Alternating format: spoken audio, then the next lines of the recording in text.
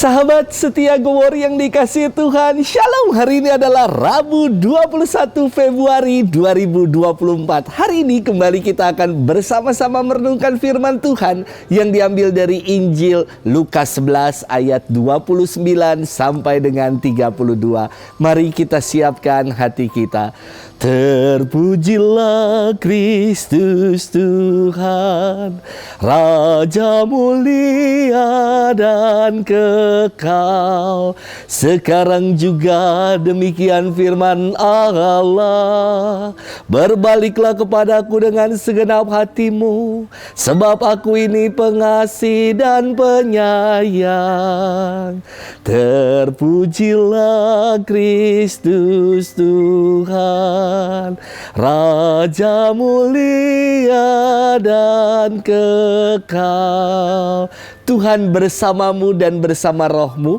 Inilah Injil suci menurut Lukas. Dimuliakanlah Tuhan. Sekali peristiwa Yesus berbicara kepada orang banyak yang mengerumuni dia. Angkatan ini adalah angkatan yang jahat. Mereka menuntut suatu tanda, tetapi mereka tidak akan diberi tanda selain tanda Nabi Yunus. Sebab sebagaimana Yunus menjadi tanda bagi orang-orang Niniwe, demikian pula lah Anak Manusia akan menjadi tanda bagi angkatan ini.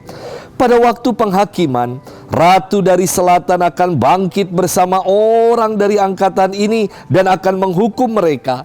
Sebab Ratu ini datang dari ujung bumi untuk mendengarkan hikmat Salomo, dan sungguh yang ada di sini lebih daripada Salomo. Pada waktu penghakiman, orang-orang Niniwe akan bangkit bersama angkatan ini dan mereka akan menghukumnya. Sebab orang-orang Niniwe itu bertobat waktu mereka mendengarkan pemberitaan Yunus, dan sungguh yang ada di sini lebih daripada Yunus. Demikianlah sabda Tuhan. Terpujilah Kristus. Sahabat setia Gowor yang dikasihi Tuhan, Shalom. Awal saya sekolah studi di Kentungan, studi teologi di Jogja.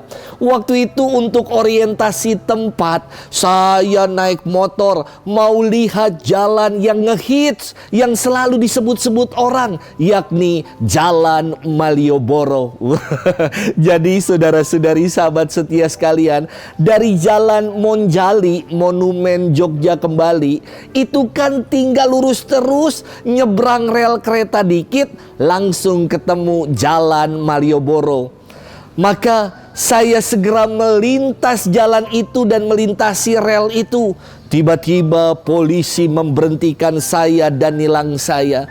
Saya tanya dong sama polisi yang nilang saya katakan, "Pak, emang saya salah apa?" Polisi katakan, "Kamu tidak lihat mas, ada lambang perboden di depan?" Saya bilang, "Saya lihat pak, tetapi tadi kan beberapa motor juga lewat dan tidak Bapak tilang. Saya ngikutin mereka." Lalu Pak Polisi itu mengatakan, "Mas, kenapa mas yang saya tilang yang lain tidak?" Karena coba mas perhatikan, yang melintas itu semua pada tuntun sepeda motornya, sementara sampean tetap mengendarai sepeda motornya. Apes dah. Baru juga datang udah kena tilang gara-gara tanda perboden. Sahabat setia Gowor yang dikasihi Tuhan, dalam firman hari ini orang banyak menuntut tanda dan bukti dari Yesus supaya mereka menjadi percaya. Semua karya dan pengajaran Yesus, kabar baik yang disampaikannya belum cukup bagi mereka untuk meyakini Yesus sebagai Immanuel, Allah yang beserta kita. Maka Yesus bersabda, angkatan ini adalah angkatan yang jahat. Mereka menuntut suatu tanda, tetapi mereka tidak akan diberi tanda selain tanda Nabi Yunus. Tanda Nabi Yunus adalah tanda pertobatan. Orang-orang di Niniwe yang mendengar pewartaan Yunus segera bertobat, berbalik dan kembali kepada Allah.